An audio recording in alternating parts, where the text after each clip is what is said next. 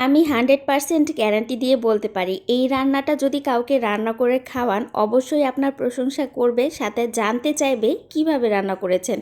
আমি যেহেতু রাজশাহী অঞ্চলের মেয়ে, তাই কুমড়ো বড়ি দিয়ে মাছ রান্না করব না তা তো হতেই পারে না। আর এত সুন্দর একটা রেসিপি যদি আপনাদের সাথে শেয়ার না করি তাহলে কি হবে? চলুন শেয়ার করি। আসসালামু আলাইকুম সবাইকে, কেমন আছেন সবাই? আশা করছি সবাই ভালো আছেন। তো প্রথমে দেখতেই পেয়েছেন লবণ হলুদ দিয়ে খুব ভালো করে মাছটা মাখিয়ে নিয়েছি। অবশ্যই ভালো করে মাখিয়ে নিতে হবে, এতে করে ভাজার পরে খেতে অনেক ভালো লাগবে। তো এই তো এখন আমি মাছগুলো ভাজতে দিয়ে নিয়েছি, তারপরে ভালো করে কড়া করে ভেজে নিতে হবে। অবশ্যই কড়া করে ভেজে নিতে হবে, না হলে কিন্তু খেতে ভালো লাগবে না। অনেকেই হয়তো কষিয়ে রান্না করেন মাছ, তবে আমার কাছে মনে হয় ভাজা মাছ রান্না করাটা বেশি ভালো লাগে। তারপরে সেম তেলে এখন আমি কুমড়ো বড়িটা ভেজে নিব। আমাদের উত্তরবঙ্গের প্রায় অনেকেই জানেন হয়তো যে এই কুমড়ো বড়িটা কীভাবে তৈরি হয় আর এই কুমড়ো বড়ির স্বাদটা ঠিক কতটুকু। আর যারা বাইরের অঞ্চলে তারা যদি এই রকম স্বাদ পেতে চান তাহলে অবশ্যই বাজারে গিয়ে যদি কুমড়ো বড়ি খোঁজ করেন অবশ্যই পেয়ে যাবেন। তারপরে এই তো এখন আমি তেলে কুমড়ো বড়িটা খুব ভালো করে ভেজে নিলাম। দেখতেই পেয়েছেন কতটা সুন্দর করে ভেজে নিয়েছি। আর কুমড়ো বড়ি ভাজার সময় অবশ্যই চুলার জালটা একেবারে লো আঁচে রাখতে হবে, না হলে কুমড়ো বড়ি ভাজতে গিয়ে পুড়ে যাবে। আর যদি কুমড়ো বড়ি পুড়ে যায় তাহলে কিন্তু আসল যে স্বাদটা ওইটা পাবেন না। তো এই তো এখন আমি ওই তেলটা আরও একটা কড়াইয়ে নিয়ে নিয়েছি। তারপরে এখন আমি পরিমাণ মতো পেঁয়াজ আর কাঁচামরিচ দিয়ে নিয়েছি। তারপরে দিয়ে নিলাম পরিমাণ মতো লবণ, মরিচের গুঁড়া, সামান্য ভেজে এখন পানি ব্যবহার করেছি।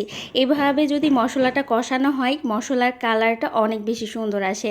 তারপরে এই তো একে একে আমি বাটা মশলা ব্যবহার করেছি। বাটা মশলার ক্ষেত্রে ব্যবহার করেছি পেঁয়াজ বাটা, জিরা বাটা, রসুন বাটা। এই তো এখন আমি সব মশলাগুলো কষিয়ে নিব। মশলা কষানো যখন প্রায় অর্ধেক হয়ে যাবে তখন আমি কুমড়ো বড়িটা দিয়ে নিব। আগেই তো ভেজে নিয়েছিলাম কুমড়ো বড়িটা, আর এখন যদি আমি মশলার সাথে কষিয়ে রান্না করি খেতে কিন্তু দ্বিগুণ স্বাদ হবে। অনেকে মাছ দেওয়ার পরে বড়িটা ব্যবহার করেন, আমার কাছে মনে হয় যখন মশলা কষানো হয় তখন যদি বড়িটা ব্যবহার করা হয়, মানে বড়িটাও কষানো হয়, তাহলে খেতেও ভালো লাগে। আর এই পর্যায়ে দিয়ে নিলাম একটা টমেটো। আমি খুব বেশি একটা টমেটো ব্যবহার করলাম না, এতে করে কুমড়ো বড়ির যে স্বাদটা ওটা চলে যাবে। তো এই তো এখন আমি পরিমাণ মতো পানি দিয়ে দিলাম। অবশ্যই পানির পরিমাণটা একটু বুঝে শুনে দিতে হবে, যেহেতু মাছ রান্না করছি আর কুমড়ো বড়িটা খুব একটা বেশিক্ষণ জাল খাবে না, তাই পানির পরিমাণটা বেশি দেওয়া যাবে না। তো এই তো এখন আমি যখন এক বলক চলে এসেছে তখন ভেজে রাখা মাছগুলো দিয়ে নিলাম। আর এই পর্যায়ে খুব বেশিক্ষণ জাল দেওয়ার প্রয়োজন হবে না, যেহেতু মাছ রান্না করতে খুব একটা বেশি সময় লাগে না।